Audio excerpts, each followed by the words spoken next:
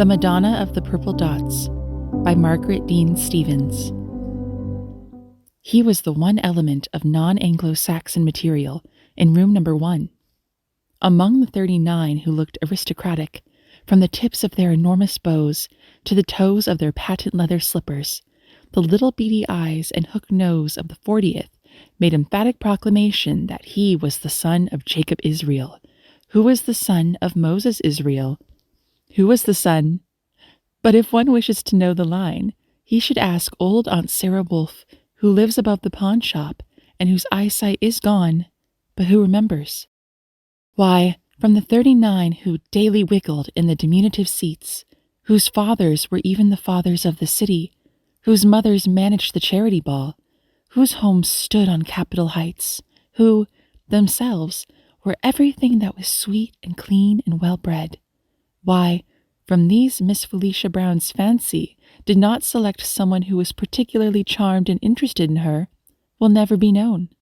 But as Miss Felicia Brown's fancy was apt to be something indefinite, like a certain unknown quantity in the mathematics of her Wellesley days, this one phase of it, although unexplainable, was no more so than some others along lines less pedagogical, for notwithstanding the big blue eyes of Arthur Stanley Jr., the bobbing curls of Miss Dorothea Wakefield, or the wiles of any of the other sons and daughters of the elect, their charm for Miss Felicia Brown was as nothing to the charm of Jacob Moses Israel, who was the son of Jacob Israel, who was the son of Moses Israel. The 39 did not know of this chosen lamb of their flock, and the apples and the flowers and the candy continued to be placed on her desk, offerings to the goddess, who was Minerva and Venus in one. But the sticky ginger cookie from which one little bite had been taken, and the colored biblical card, much the worse for having been carried in a small perspiring hand, were dearer to the goddess when smuggled into her by the elated and adoring Jacob than were the roses from the Wakefield hothouse, or the box of French bonbons that Arthur Stanley Jr. was wont to bestow upon her. Miss Felicia herself was a dweller in the social atmosphere of Capitol Heights, and not being a common Brown, but the second daughter of the Spencer Browns, which makes all the difference in the world, she was, outside of room number 1, as well as within its confines, a much-loved, much-adored young person. When Miss Felicia graduated from Wellesley, she announced her intentions of teaching in some sort of settlement. No one knew just where. The Browns and the Spencers wailed and protested. Judge Brown called his daughter to the library and very pleasantly, but as firmly, placed a very large foot on the proposed scheme. Then the much-spoiled Felicia teased a little and pouted a great deal, but succeeded only in effecting a compromise that she might teach in their own city schools, which, considering the family's aversion to even that plan, was quite a triumph. This teaching idea of Felicia's was not only a wholly unnecessary one in the eyes of the devoted relatives, but an exceedingly foolish one as well.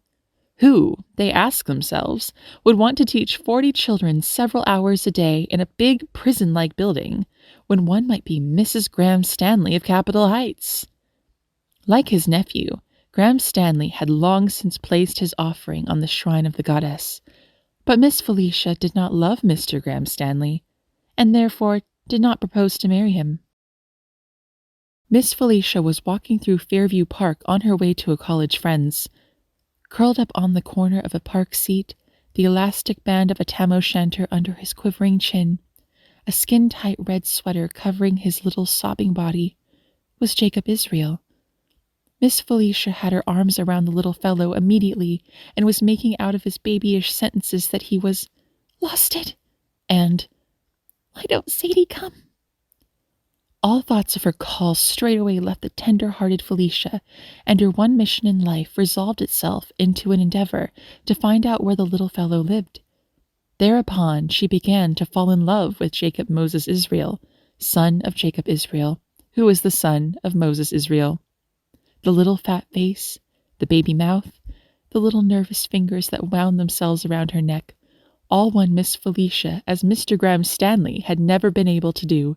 More than anything about Jacob did she love his brave little way of pretending not to be frightened when she could plainly feel the baby heart fluttering against the dirty red sweater. He lived by the city hall, he said, and maybe if she'd go with him, he could find it easy. He trudged along for a while, his hands in his ridiculous pockets, but his stumbling soon conveyed the fact that he was tired, so tired he could scarcely walk. "Can you walk any farther, Jacob?" asked Miss Felicia, in tones she had never used to Mr. Graham Stanley. "Easy," he said, straightening his shoulders quickly. "Do you think you will be able to find your house soon, Jacob?" "Easy," blinking a little but still quite brave. "Can you find it now, Jacob? There's the city hall." "Easy," he said between two sobs, and fell over the feet of an extremely broad-shouldered young man, who stopped in surprise, picked him up off his feet and said, "Hello there, young man. Don't blame you for falling over them. One naturally would if they came in one's way." Then seeing Felicia, he held his hat and gave her a very impersonal smile. As the sun was going down, as Miss Felicia was anxious to find the residence of her protégé, and as the man stood there with his hat in one hand and Jacob Israel, Jr. in the other, she ventured, "Do you know where he lives? Or, I mean, his name. You know is Jacob Israel, and he's lost, and he lives near the city hall, and he can't see it, his house, I mean, and he's dead tired." Whereupon the young man placed his hat back upon a very good-looking head, swung the son of the house of Israel to one of his shoulders, and cheerfully proffered his services. "I am Robert Middleton. The youngster can't walk, he's so sleepy, and you certainly couldn't carry him," looking down on the dainty Felicia. "Thank you," the young lady said, "if you would." It seemed to Felicia that they walked around the city hall a dozen times. It occurred to Dr. Robert Middleton that they didn't walk far enough. It mattered not at all to Jacob Moses Israel, fast asleep with the tam o' shanter over one ear. "It seems too bad, young man, but your advice and wisdom as to which side of said city hall you reside is quite essential in this pilgrimage. So, if you'll kindly come back to this mundane sphere and give us a little information, we'd be greatly obliged." And the man gave the nodding boy a shake. "How perfectly idiotic," Felicia said once, "to build all four sides alike. Of course a lost child could never find his way." But to every question put concerning the probability of finding his place of abode, Jacob gave his tired, brave little "easy." Suddenly, a much distracted girl of 12 or 14 came bouncing across the street, crying and yelling at once, "There's Jakey! There's Jakey!" And a mother and father and grandmother followed, all very voluble and grateful. Felicia kissed the tired, dirty little face goodbye. "Jacob, I am Miss Felicia Brown. Can you remember me?" "Easy," came the faint, sleepy answer, and with much bobbing of jeweled earrings and much effusive thanks, the reunited family of the house of Israel disappeared into the costuming house from whence they had come. "Miss Brown, I believe we have a few friends in common," her companion remarked as they turned on their homeward way. "Beside our young friend, Easy, the Miltons of Pittsburgh gave me letters to your family when I located here a few weeks ago." Then a very friendly Felicia and an interested young physician had a short walk to the big stone house of the Spencer Browns on Capitol Heights. "I have the Miltons to thank for their kindness," he said, as she turned a moment on the steps. "But I feel particularly indebted to a small specimen in a dirty red sweater and with an optimistic tendency of looking at life." "Poor baby," Felicia said. "I want to see him again soon." "Lucky little beggar," her companion muttered smilingly. "If your desires for reuniting us were only strong enough to—" he questioned. Felicia laughed. "You may come, and bring the Milton's letter," she finished. "The name of Milton's is the password?" "No," as she ran up the steps and looked back at him over a huge stone lion. "No, the password is easy." That night, when Miss Felicia's lights were out, and she stood by her window a few moments and looked over the buildings to where the city hall loomed big and gray against the sky. "Wasn't he, dear?" she muttered to the clock in the tower. "Jacob, I mean." The summer passed and the autumn came, and Jacob Moses Israel, resplendent in a new red sweater, went to school to Miss Felicia in the big brick building on 34th Street. His nervous little fingers made smudgy paintings and funny drawings. He grew wildly interested in the social problems of the little red hen, and none of the 39 felt as vividly as such delicious, creepy chills of excitement over the adventures of the 3 bears. To everything Miss Felicia asked him to do, he gave his funny little smile and said, "Easy." "Why he says that all the time, I can't understand," Felicia remarked to Dr. Robert Middleton one evening. "The children are making little gifts this afternoon to lay away until Christmas. You should have seen Jacob's. I gave him a little picture of the Sistine Madonna, and he pasted it on a piece of pink cardboard, painted a big red and orange circle around it, and tapped large smudgy dots in the circle. I told him it was very pretty and he should give it to the person he loved best. 'Do you know who that is?' I asked. He gave one more purple dab to it and said, 'Easy.'" "Good thing his name isn't Mark," muttered the occupant of the big leather chair by the fireplace. He had called long ago armed with the required password, and Felicia had been kind. There had been walks and drives and talks, but of late Robert Middleton had looked things squarely in the face and knew that for his own peace of mind he was with Felicia too much. When rumors began to float here and there that she had relented and that her engagement to the young capitalist would no doubt be announced very soon, Middleton set his square jaw, looked long and steadily into the burning logs in his fireplace, and said goodbye to the pictures he saw there, and went up to Capitol Heights. His work took longer than he had expected, and only the day before Christmas saw him again in his office. He did not inquire for Felicia. He felt that any news of her would be but the confirmation of her engagement, and he felt hardly equal to inviting that fatal announcement. The young lawyer across the hall, not being snowed under with legal business, strolled in for a few moments' talk. "Oh, by the way, suppose you heard about Stanley?" "No," answered the doctor shortly. "Well, old Stanley's crossed the pond, bundled up his little trunk and gone to Timbuktu or some other heathen place, and they say it to be Miss Brown that sent him across the briny. You knew her a little, didn't you?" The informant shot a hasty, quizzical glance at his tall host. "Who told you this, Mac?" "Told me? Town talk, for one thing. Besides my little sister, who was at the chummy high school stage with Miss Brown's sister, Helen," says he. He paused mockingly, as though for breath. "The Browns and the Spencers, and all their ancestors, are making particular mincemeat of Miss Brown's feeling by rubbing it in that she's been extremely unwise to ship Graham. And, by George, she certainly has. Why, man, some day he'll be worth—" But Dr. Middleton didn't stop to hear at what the Stanley estates were valued. He suddenly remembered an important errand and was down to the elevator even while he explained. Miss Felicia Brown came slowly down the curving stairway, buttoning her long gloves. Could the 40 members of room number 1 have seen their goddess then, they would have opened their eyes at the dazzling sight and felt in some indefinable childish way that verily the kingdom of pedagogy was not of these.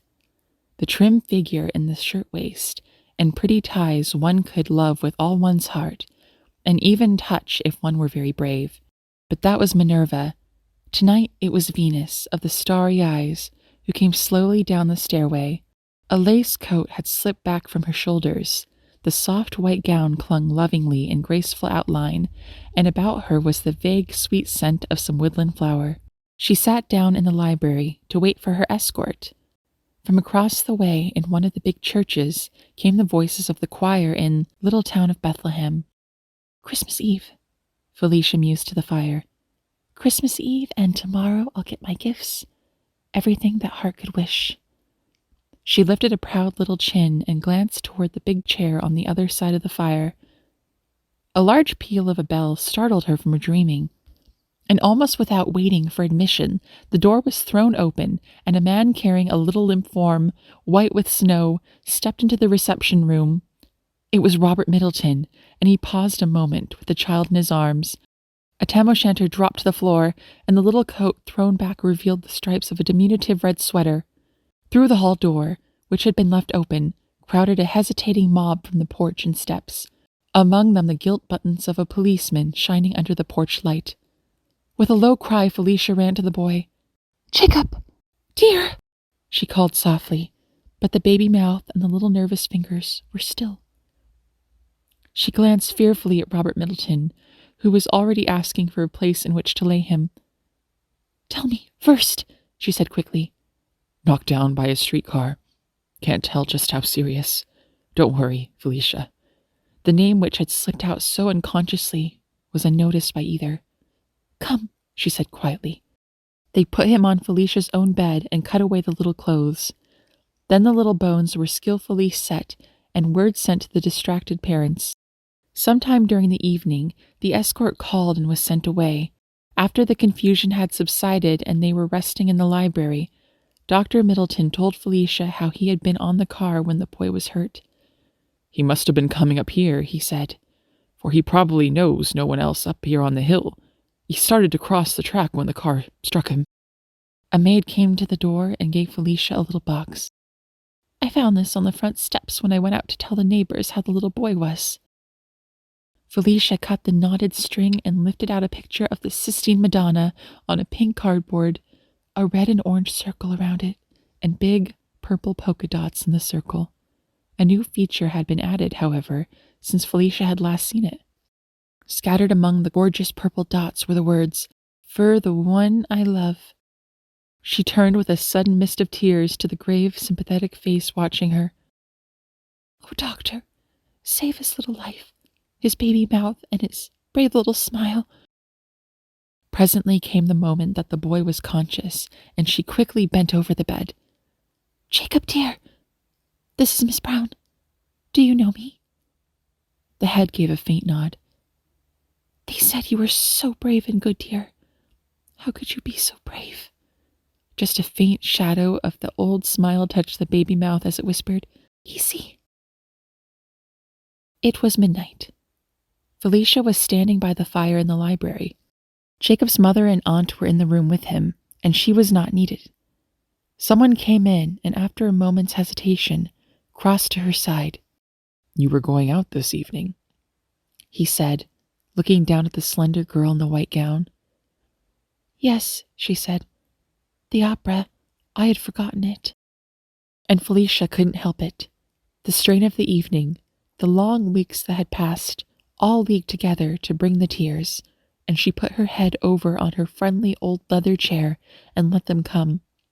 For even a Minerva and a Venus must sometimes be a Niobe.